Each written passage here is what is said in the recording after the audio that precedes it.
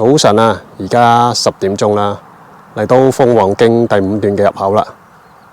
咁今日就會行鳳凰徑第5段，去到九嶺涌營地露營啦。咁聽日回程就會行第7段返返去大澳嘅。咁而家睇睇第5段嘅路線先。第5段由深屈道出發啦，經過姜山啦，天氣問題改行姜山郊遊徑，到達九嶺涌營地啦。第2天行程分流啦，二澳，最終目的地係大澳嘅，總長18公里。而家10點20分，正式出發 ，Go Go Go！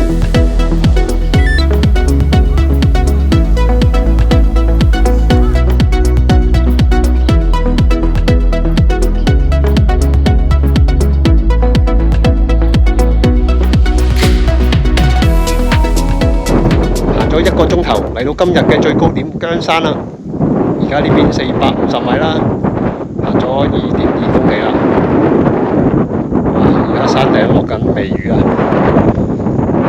周圍都大霧籠罩。今日都係冇風景影㗎啦。咁冇辦法啦，由於而家已經係春季啦，10月多，每日都係大霧籠罩。冇辦法啦，咁而家唯有繼續我嘅行程啦。而家開始落山啦，向住今日嘅營地出發啦，九涌營地啊。咁應該仲有2個鐘頭到達啦。呢邊就唔係好難行啫，鳳凰徑。咁而家準備嚟落山啦。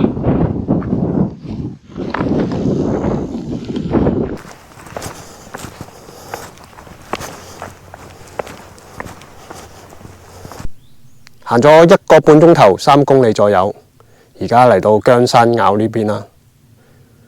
咁由於都係大霧籠罩噶啦，冇靚風景影啦，咁我就唔繼續由靈梅山嗰邊上啦。咁呢邊上去就係靈梅山啦。咁都冇乜好風景影噶啦，我唔上山啦。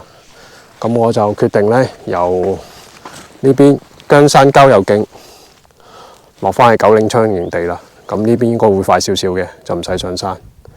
咁而家繼續前進啦，冇風景影，有1個人行，好悶啊，好無聊。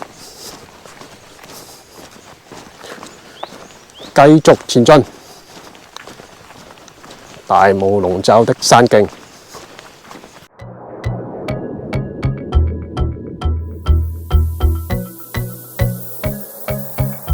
到靈山郊遊徑呢邊啦，咁霧開始冇咁濃啦，終於睇到下面嘅風景啦。哇！而家山上面啲霧一路吹落嚟，好似仙境咁啊！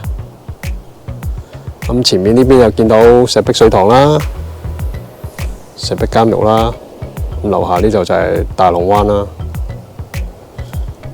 哦，咁靚，影返幾幅相先。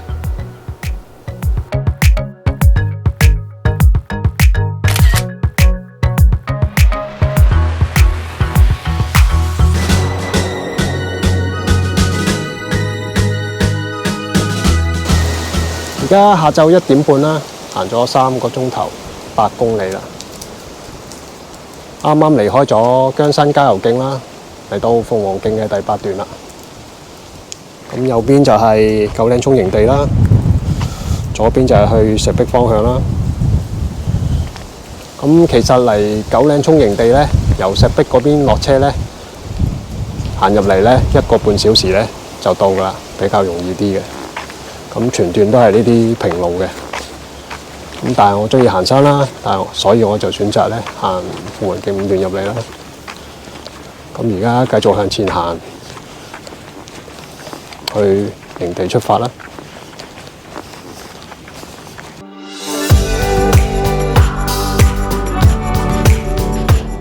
喺落去九嶺涌營地之前呢，嚟到九嶺觀景台啦。哇！入邊風景好靚啊！影返幾幅相先。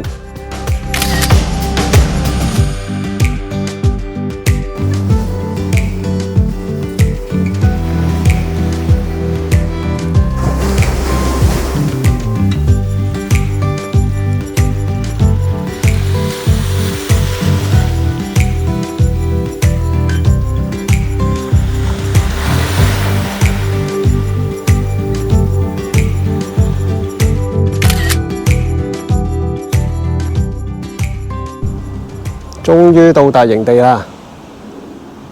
咁而家睇一睇營地嘅設施先。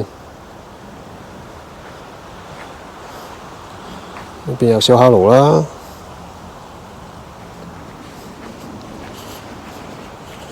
有污水穴啦。咁前面有晾衫架嘅。咁呢邊營地嘅地下呢，就大部分都係沙地啦。咁前面嘅位置又有啲草地嘅。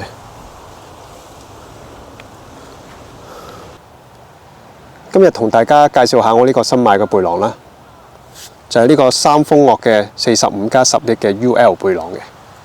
我喺淘寶嗰度買㗎啦，1400蚊啦。咁佢同普通露營背囊有咩分別呢？咁佢就採用咗一種叫做 LS21嘅物料製造嘅。咁呢種物料製造嘅背囊呢，比普通背囊更耐用啦，同埋防水嘅。咁而家睇睇背囊嘅構造先啦。咁背囊嘅最外層呢，有呢啲索帶啦，可以索住個雞蛋隻啦。咁如果唔索呢度呢，咁上面呢都有個位置嘅。咁就係呢度咁樣扣住佢啦。但係呢邊如果係要喺入邊攞嘢嗰陣時呢，咁就冇咁方便啦，要除翻出嚟啦。咁呢度有兩個腰帶袋啦。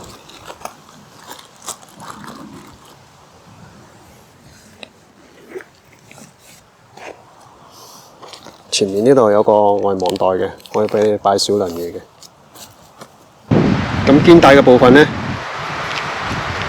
咁呢度有兩個網袋啦，俾你擺少量物件啦。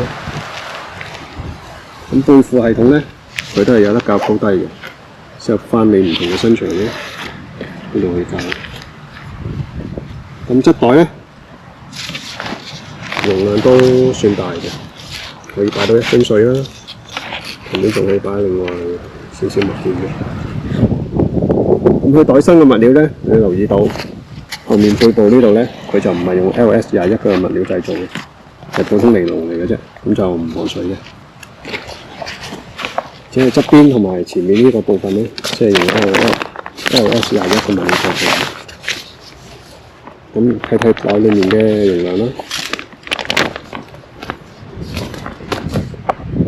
咁都幾大嘅，呢個係45litres嘅。如果將佢擴充接一接或者兩接到咧，可以去到50litres嘅，都擺到幾日嘅裝備嘅。咁呢度裡面有個窿啦，俾你穿水袋、飲水袋用啦。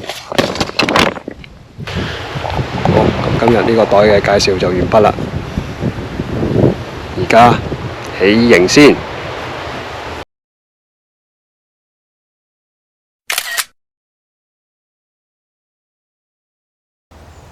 睇下今晚有咩食先，有呢個即食嘅 pasta 啦，同埋呢個澳洲嘅 M4 西冷咯。我而家煮咗個意粉先，攪勻佢，等佢煮滾。煎牛扒，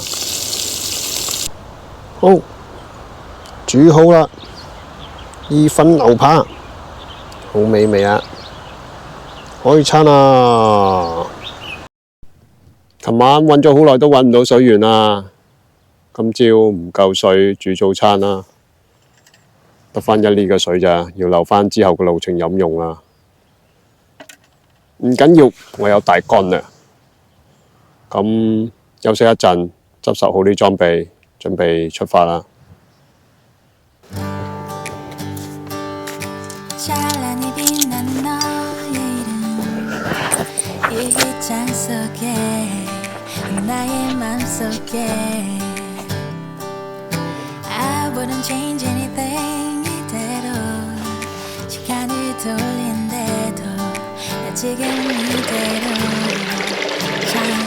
而家早上9點鐘啦，嚟到鳳凰徑第8段啦。咁向住今日嘅終點大澳出發啦。咁呢度到大澳呢，大概要3個小時行程啦。咁睇路牌先。咁向住呢邊分流方向，半個鐘頭。咁而家向分流方向嗰邊行啦。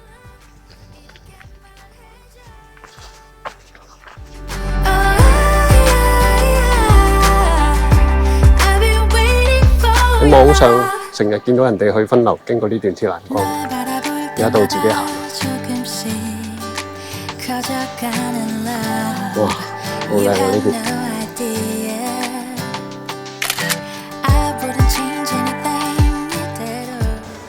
距離大澳仲有2公里嘅路程啦，到達牙英國營地啦。咁睇睇營地嘅環境先。咁水源就喺營地口呢度啦。水源都充足嘅。對面就有洗手間啦。入去營地睇睇先。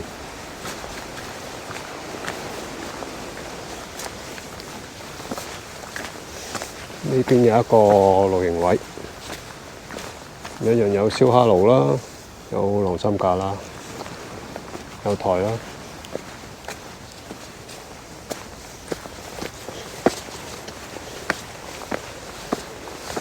咁上面呢邊呢，有2個位，都係有燒烤爐、台凳。咁呢邊營地就好細嘅啫。即係起到3至4個營嘅啫，